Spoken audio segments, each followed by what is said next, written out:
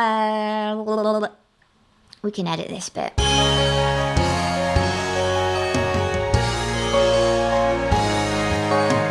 It's Showstopper, the podcast, our monthly chat to amazing people from the world of musicals, comedy, and improv. Ali's a little bit under the weather today, so instead of the usual 3 to 4 minutes of first-class banter, I'm just sitting in a cupboard in the dark, talking into a microphone by myself.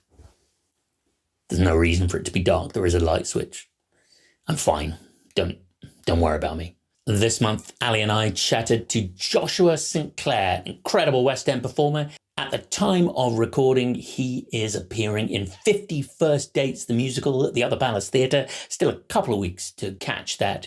If you're listening to this at the beginning of November, Duncan Walsh Atkins was on keys, and this is how our chat went.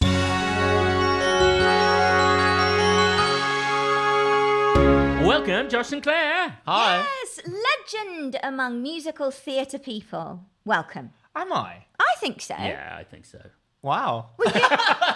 He looked so happy then, Ali. You've made his day with that. I feel like you've really earned your stripes. You've done so many different types of jobs over the years, haven't you? With swing, ensemble, now you're finding yourself in roles. It's great. Oh, thanks. Yeah, I feel like I've had a very, traditional trajectory in like the world of musical theatre. Like I started my first job as a second understudy, and then I was a swing, and then I was a first understudy, and then I had like a featured part, and then I was covering a big role, and I went and played like a big role in a small production, then a big role in a bigger production, and now having the chance to originate roles. So yeah, I kind of feel that the way that that's kind of built is very traditional. I feel like every job that I've done, I feel like I'm lucky enough to say I was never thrown into anything before I wasn't ready for it. Sure. Which I'm really We're going to grateful change for. all of that today, Josh. Yes. Oh, God.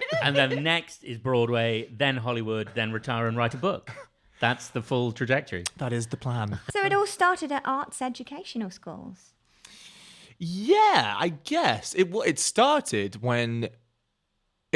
in my grandma's living room with her very limited video collection of musical movies. Oh, great. What classics were in the collection? So, repeats would have been Sound of Music. Of course. Cool. Mary Poppins. Gorgeous. Yeah, there's a Julie Andrews theme here. Yeah. Bedknobs and Broomsticks. Oh. There you are. There's a bit rogue. It's a And bit rogue. Oliver.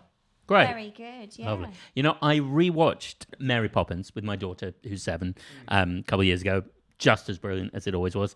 Rewatched Bedknobs and Broomsticks. I have to say, I was not impressed upon rewatching Bedknobs and Broomsticks. Oh, okay. What do you not like about it? Is it the narrative art? I think it's mainly the story and the songs that I don't like. I hear you. The songs aren't probably as memorable as stuff like, Mary Poppins and, that's like Sherman Brothers. Who've done so much great stuff. There's also a lot more fighting Nazis for extended periods than I remembered from when I was young. On reflection, I do think Bedknobs and Broomsticks, there was always a point to it where I would turn it off because it is that little bit too long. Yeah. As soon as we go into cartoon land underwater, I'm like, I think I'm done. Ali is just narrowing her eyes in utter disgust at this trashing of a childhood memory. It's not disgust. It's desperation of trying to understand your point because my understanding of Bedknobs and Broomsticks is that they're just stellar performances. Portobello Road, all of that. But we can all agree on all of the other ones. Not Absolutely. to put such a downer on musical theatre collections of old. So yeah, and then I joined an Amdram Society through my mum's very good friend, and the very first show I ever did was Oliver. Right. I was amazing. a classic workhouse boy / Fagan's gang. Great. So fun. Did all of that, and then eventually, made my way to London, as Oliver does, to find my fortune. That's so great. Life reflecting art. Yeah. Wasn't in an orphanage though. And then, trained for 3 years and... In pickpocketry. Correct, yes. Here I am. Did you do specific classes on handkerchief choreography at Arts Ed? No, surprisingly, that wasn't on the curriculum, but I can feedback. Yeah, please do. Yeah, I think that should be embedded. You are currently playing in the new musical 51st Dates at the Other Palace. Can you tell us about it? Happily, because do you know what? I'm having the best time. Amazing. Yeah. That is fortunate. Yes, yes. I don't mind talking about it. So we've just finished our preview. So at time of recording this, we've just finished our preview period. So press night is actually tomorrow. Oh, wow, yeah. So we've been, changing the show a lot this week, which has been a bit of a mind. With, constant new pages. And at one point, I even was given a new song halfway through this week. Oh, wow. To put in that night. Oh, my word. Woo! Oh, yeah. So What a ride. I got to yesterday. We did our last show of the week yesterday, where the show is now what we call frozen, so it can't change again. Yeah. And yes, I got to the end of that show and almost had a collapse at just like the relief of kind of getting through that period. Yeah. But the response so far has been awesome. Audiences seem to be connecting with it, which is, I guess, what you can hope for, especially when it's something that you have helped make, because this is a world premiere. It's never been put on before. Yeah. And I put a lot of myself into it, into the development of Henry and his character, and the building of the show. So the fact that responses so far have been great, I'm really encouraged by it. For those who aren't familiar with the concept of the show, it's based on the movie 51st Dates, the Drew Barrymore rom-com. I always think of it as Memento as a rom-com. It's about someone with short-term memory loss and them falling in love. Yes, yeah. So it's based off 2004, I think it was. Adam Sandler, Drew Barrymore.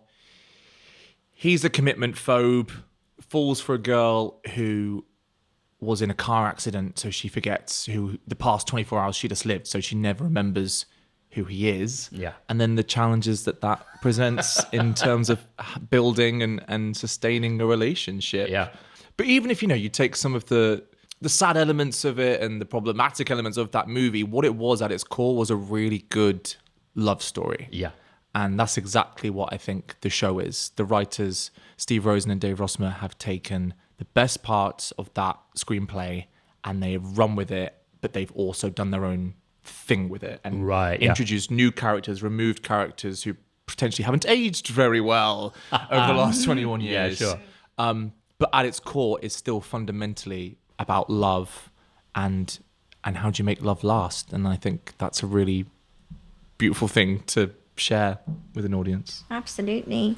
Do you have a pre-show routine? I'm trying to think if there's any show where I have. This one's a bit more challenging to have a pre-show routine because we're at the Other Palace in Victoria, which is very snug. So just come off the back of a tour where I was lucky enough to have my own dressing room in every venue. Oh, right. Oh, wow. So had my own space to decompress, to potentially have these rituals. However, now I'm in a room with 8 other very lovely guys, but it's a room designed for maybe maximum 7 people, and there's 9 of us in there. Yeah. So it's a bit tight, which kind of makes it harder, I guess, for me to maybe, do some yoga in the room or something that I would maybe want to do or I have done in the past. But I'm already starting to pick up certain things. So, for example, in our stage, I'm set stage right before we go on, and there's one of the booths that we use in the diner, and I've started sitting in the exact same place. Okay, yeah. At beginner's call. Little things like that. Yeah. I've already started to be like, okay, I'm beginning to get my little patterns here of I come in, the track before the show even happens, the part before the part. I sit in this specific seat, and so no specific rituals, but little, I guess, almost superstitions that I'm starting already. It's like grounding moments, isn't it? And for this particular show, it has to be because it's 100 minutes straight through. Yeah. And I'm either on the stage or I'm getting changed. Yeah. It's relentless. Busy. I bet. Wow. It's a busy track. Yeah. It's fun. It's thrilling. It's challenging. It's joyful. But it is hard. And so I definitely agree with you that taking those few moments before the show starts just to really try and center myself, center my breathing. because that's it. Especially, if you've got a lot of adrenaline pumping, knowing what's about to happen, literally about to be shot out of cannon for 100 minutes. Yeah. It's important to kind of center yourself and be like, cool, we're ready. Here we go. Yeah. And then what's funny is now the pre-show announcement. So I hear my own annoying voice before the show even starts. I'm like, hey, welcome to the other palace. And I'm like, oh, shut up. And you're playing the Adam Sandler role. Yeah, Henry Roth. Did you rewatch the film before you started? Does his performance feature in your process at all? Or have you tried to avoid that to make it your own? What's your take? I think it's a bit of both. I was always a huge fan of the film. Yeah. So I've seen it so many times. Yeah. I already kind of knew what it was and the style of it and was very familiar with it. Having, again, with Ghost, just come off playing a film, Playing Patrick Swayze. Yeah, well, yeah, exactly. We've gone from Patrick Swayze to Adam Sandler. It's quite a jump. But I always used to say about this as well. It's like being inspired by it, but not copying it. Yeah, sure. And I think it's like walking that line. I can never be Adam Sandler, so I'm not going to try. I'm going to do my own thing with it, but being respectful to the work that he did in the movie, especially, the script. The script does deviate quite far from it, but there are those moments, some jokes that are from the film, and just kind of going back and rewatching and seeing how brilliant his delivery is and being inspired by that. So then, I can hopefully make the same jokes land. Yeah. So I think, there's a line to walk there. Be respectful, but also take the reins and do your own thing, because it's a different medium. Yes. It's a completely different thing. I saw such an amazing clip the other day of it was Denzel Washington. Basically what they did was took the same section of the play and put them next to each other, the film version and the stage version. Oh, wow. It was a masterclass, playing them next to each other like that, and then and showing the difference, the depth of emotion in both of them, but how you communicate that to the audience, particularly physically. It was fascinating. I definitely hear that on the physicalization. And I also think if you're doing comedy, and a lot of what I have to do in the show is physical comedy, it has to be big. But I worked with a brilliant actor on a small production of My Fair Lady in a tent, a guy called Alan Cox. Yeah, we know Alan. You know Alan? Friend of the podcast, been a guest Has before. he? Okay. Well, there you go. Look, guys, friend of the podcast, Alan Cox. I watched him play Henry Higgins, and watching him through rehearsals and through all of it, I was Freddie, so I was sat in the corner for a solid 2 hours doing nothing. He taught me that you can be ginormous but truthful, and that's all it is. It's just about bringing truth to it. Yeah. And even if it has size, even if it has physicality to it, and you're maybe using your arms or it's facial expressions and stuff like that, as long as you're playing the truth, it still reads. Coming back to the Denzel thing, I like the difference of the mediums is just because it's big, because it's meant for theatre, doesn't mean it's false. Yeah. It's still about playing the truth. It's just doing it on a bigger scale. Yeah, absolutely. Like it's in a different language in a way. Yes. Yeah. And I remember another thing that Alan said to me, he was like, naturalism has no place in the theatre. And it is something that has kind of stuck with me in a way, because I do agree with it. I think obviously we want it to be real and we want it to be connected, but if you want complete naturalism, go and watch a TV show, or go and watch a drama, go and watch an ITV drama or something. Yeah. It's not meant for here, Yeah. Or just watch people out your window. Yeah. Yes, all that. Or just walk down the street. Yeah. Just live your life. Yeah. Your company that you're currently working with, are they a nice crew? Are you having a fun time? Can you imagine if I was like, they're horrible? Hate every one of them. There's this one guy. It's very rare where you get a real group of everyone being a good un, Oh, nice. Yeah. but they've done it. Wow. The casting team have done it. It's a really special group. There's 18 of us, so it's quite kind of medium size, I guess. But I think because the show is at its core very sweet, and it's all about kind of empathy, and they've gathered a real gorgeous group who have really come at the work with a good sense of humor, but mainly with a real sense of empathy. And I think that's what's brought us all together and helped build something that I think many people are going to resonate with and enjoy. And we just have fun. And that's all you want. That's all. It's nice to say, like, yeah, oh, cool, you're playing the lead. It's a brand new show. And I'm working with some amazing people. Casey Nicolau, who's our director, choreographer, he's literally like the Jerome Robbins of modern Broadway. Like, he is doing everything. He is brilliant at comedy. He is brilliant at drama. He is brilliant at shaping a show. That's amazing. But even if you take that away, I get to go to work every day and just have fun with a good group of people. And that is kind of most simple form. Yeah. What more do you want? For sure. I feel grateful for that as well at Showstopper, going in and just being with your crew and like loving what you're doing together, and those moments of discovery and admiration for each other. The amount of times I find myself off stage just gazing on, looking at people being incredible, and then I'm like, oh, I'm in the costume. I best get on and do something. Well, Ali, come on stage. Exactly. Stop appreciating us so much. Get on stage and do something. Yeah. It is a wonder, isn't it, when you're blessed with a crew that you empathise with, that everyone's holding space for each other. It is special. Yeah, I can definitely say that I don't think maybe other one other time in my life that I think that's happened. But I think because the show is intimate and the space that we're playing is intimate, there is therefore like that sounds a bit wrong. There's an intricacy to us, but there's a closeness there of everyone respecting each other. Yeah, having like holding space, very very Ariana Cynthia coded holding space, but it is that, and therefore it's never a burden to go and do the show. It's just joy. Also, at the other palace, it spills off the stage if you guys are having fun. It's like such a gorgeous room for that.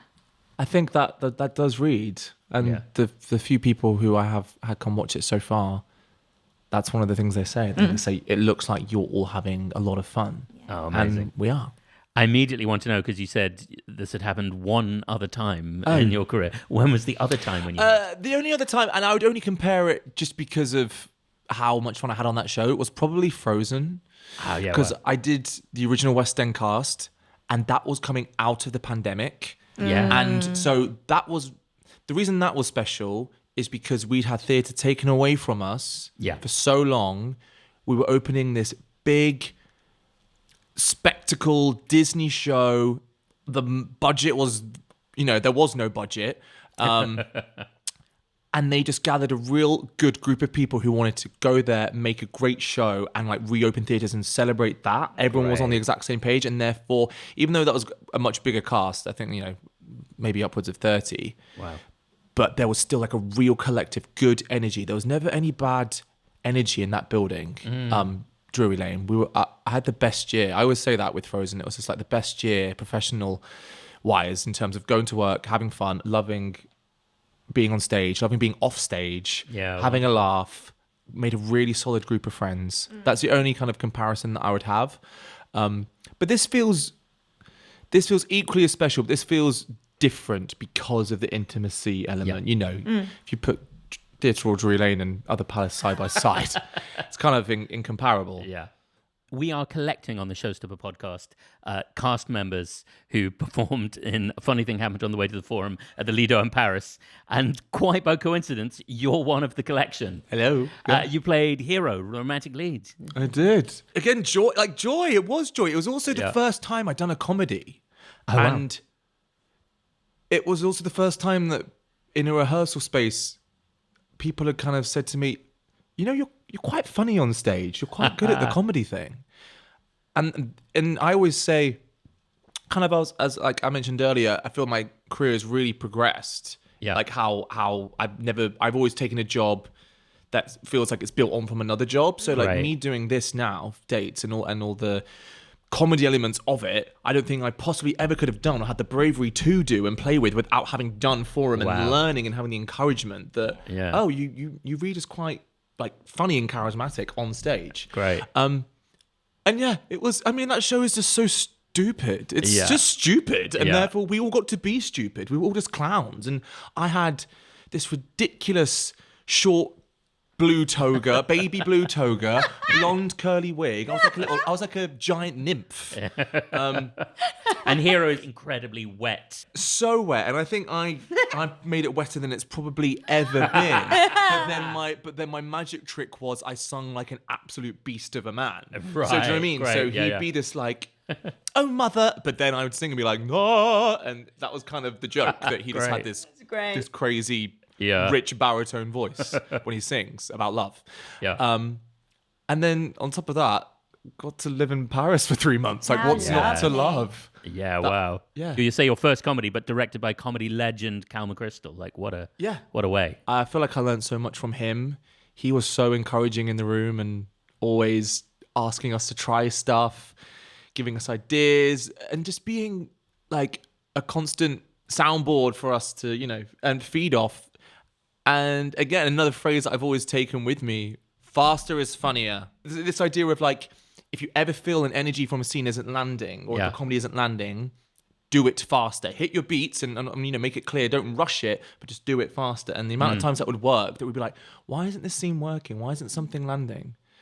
They'd be like, do it faster. Do the exact same thing, every single beat, every single response, but do it twice as fast. And you did it, and then suddenly the room would be in hysterics. And, Right. Yeah, there's like a real. It's timing, isn't it? That's what I learned a lot from Cal. It's setups, the rule of 3, stuff like that. Yeah. That's a setup. That's the punchline. Make sure that's set up with that inflection, so that punchline can land. Things like that, which I was brand new to. So I was just like a sponge, absorbing it all. Yeah. But he's also off his fucking rocker. Like so random. Like we had random turtle, like a turtle that went across the front of the stage at one point. We had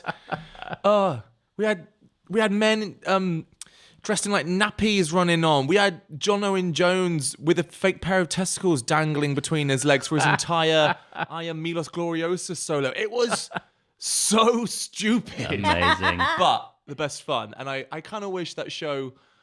I had the best time because I was in Paris. I do wish we'd done it here because I just think British audiences may have responded to it like how I think it was meant to be responded to. I do think the subtitles and a French crowd who were maybe just half a beat behind because they were doing a mix of reading and watching. For something that fast to be then reading the lines as well, it's like a whole extra. Especially when Cal's like, do it faster. Faster. Wow. Were you in the Edinburgh show where I played a turtle, the fringe alley?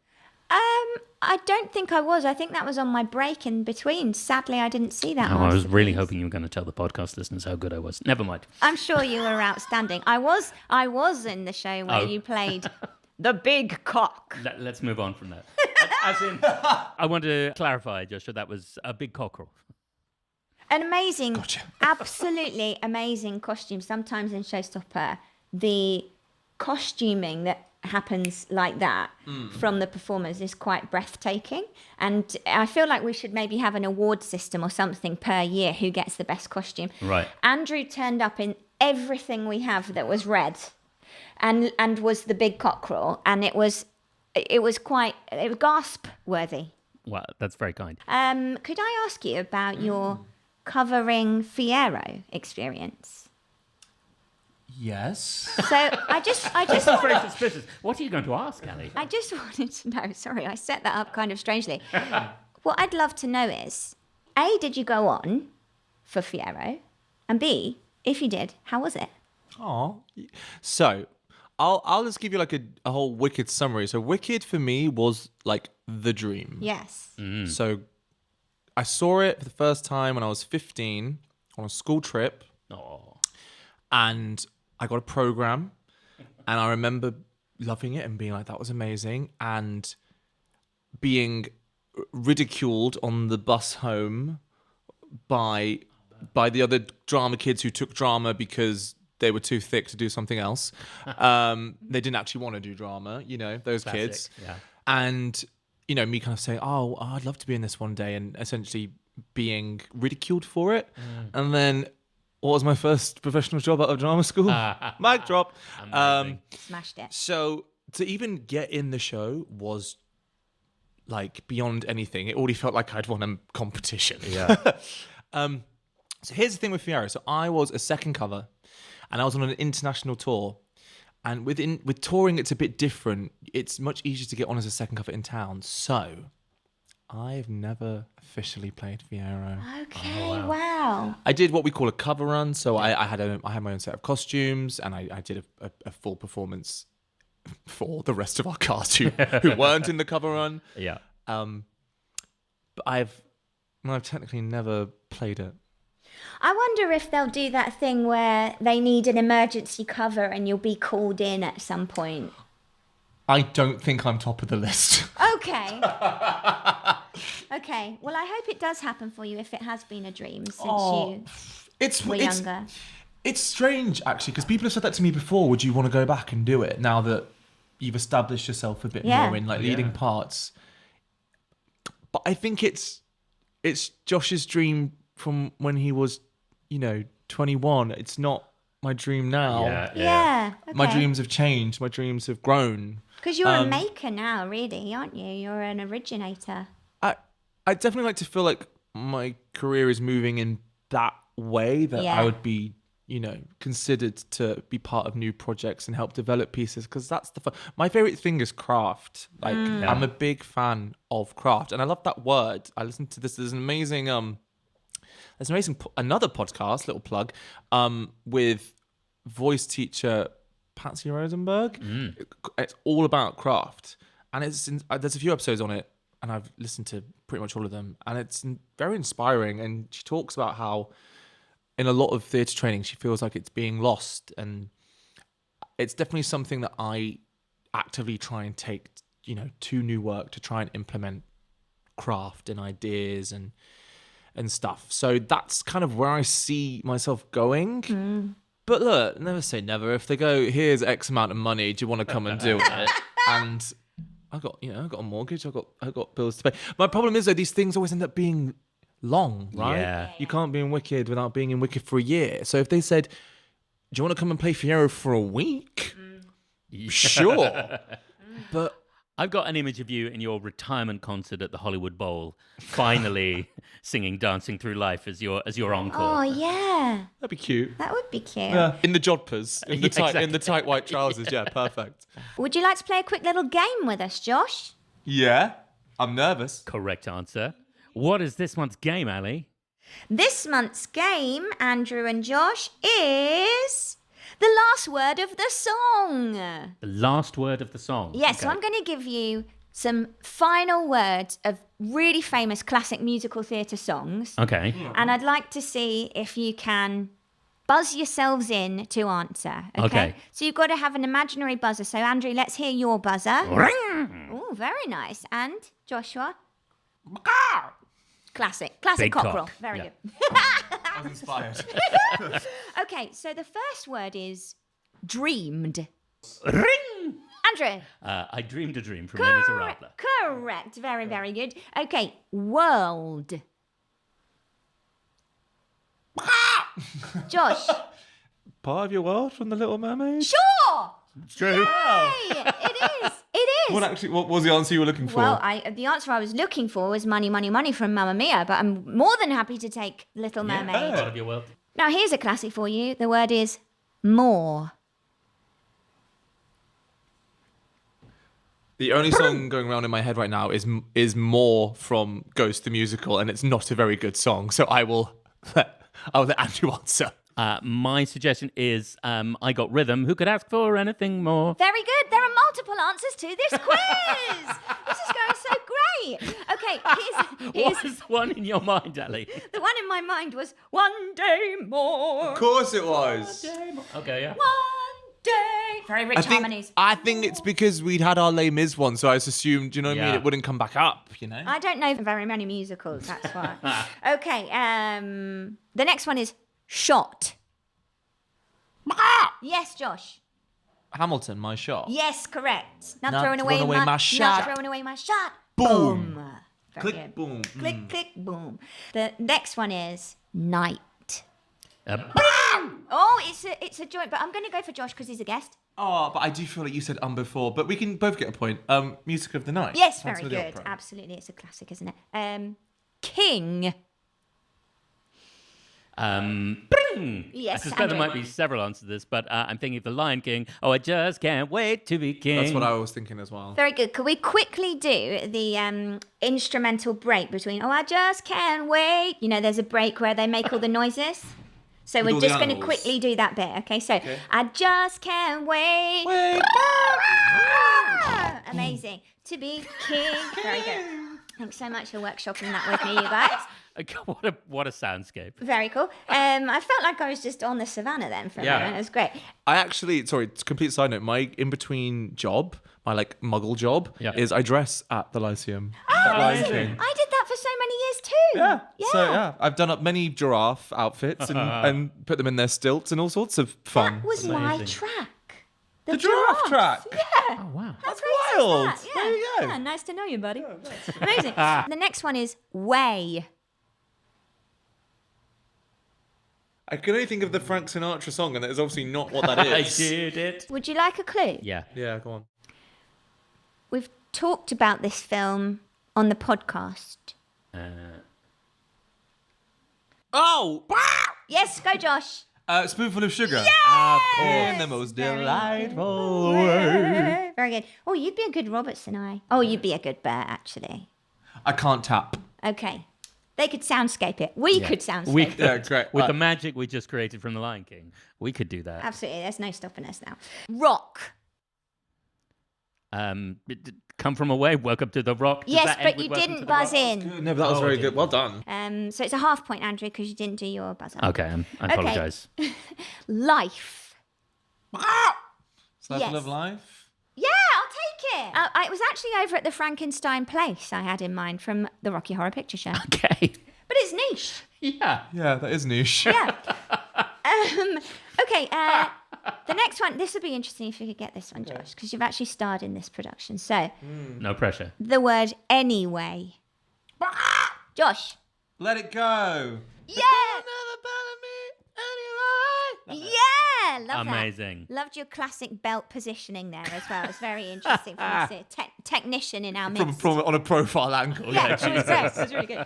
Amazing. Well done. So, did you count your scores? No. No. Cool. It's a draw.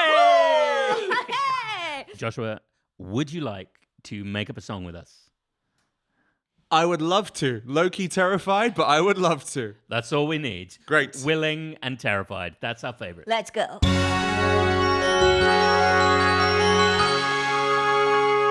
You've got a very big booming. We could have a boom off. Let's have a boom off. Could it be the streets of Paris? The streets of Paris. Deep below the streets of Paris live a man and his friend Mike, and they will haunt your dreams, so they say, on a tandem bike. Beware if you venture in those caves, they'll come riding around the corners at a speed. And when you hear the voices booming, be afraid of Mike and his man me. Yes, beware the booming voices, beware the booming voices that haunt the nights of gay Paris. Beware the booming voices, beware the booming voices that haunt the streets of gay Paris.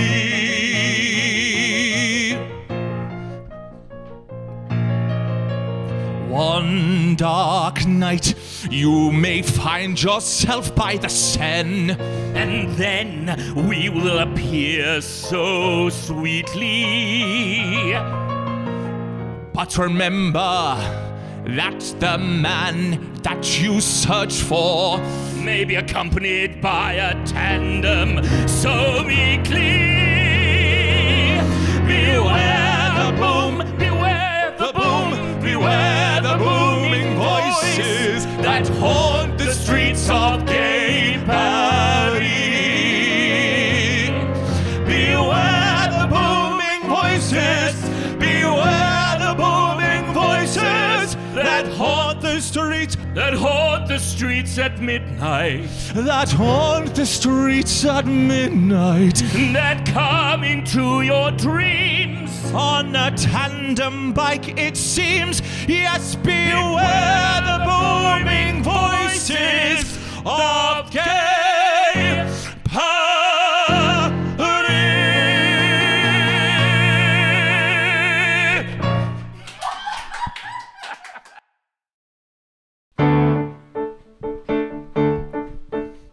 The Showstopper podcast was recorded in London.